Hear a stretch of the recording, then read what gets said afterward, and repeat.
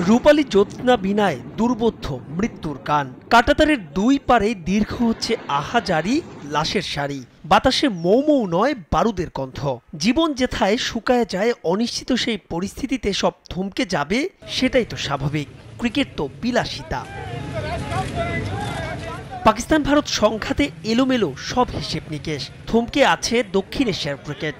পরিস্থিতি পাল্টাচ্ছে সময়ের সঙ্গে পাল্লা দিয়ে, পাল্টে যাচ্ছে বিবৃতিও।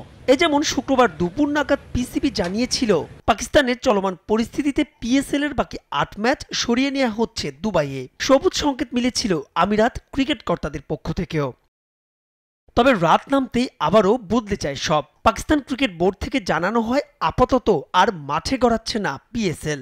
কারণ হিসেবে পিসিবির সংবাদ বিজ্ঞপ্তিতে বলা হয়, পাকিস্তান ক্রিকেট বোর্ড পিএসএল এর বাকি ৮ ম্যাচ স্থগিতের সিদ্ধান্ত নিয়েছে। গত ২৪ ঘন্টায় নিয়ন্ত্রণ রেখায় পরিস্থিতির অবনতি ঘটেছে।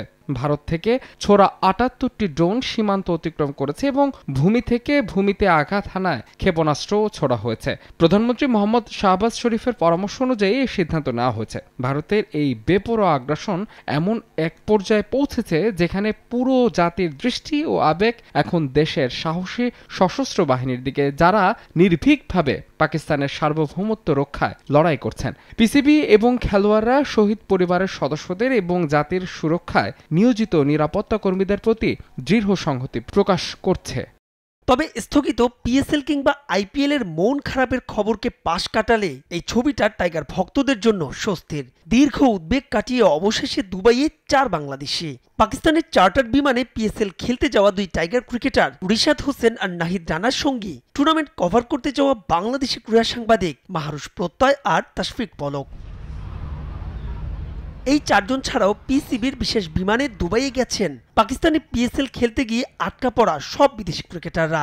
৮ ম্যাচ বাকি থাকলেও এই টুর্নামেন্ট আদৌ মাঠে গড়াবে কিনা উঠেছে সেই প্রশ্ন।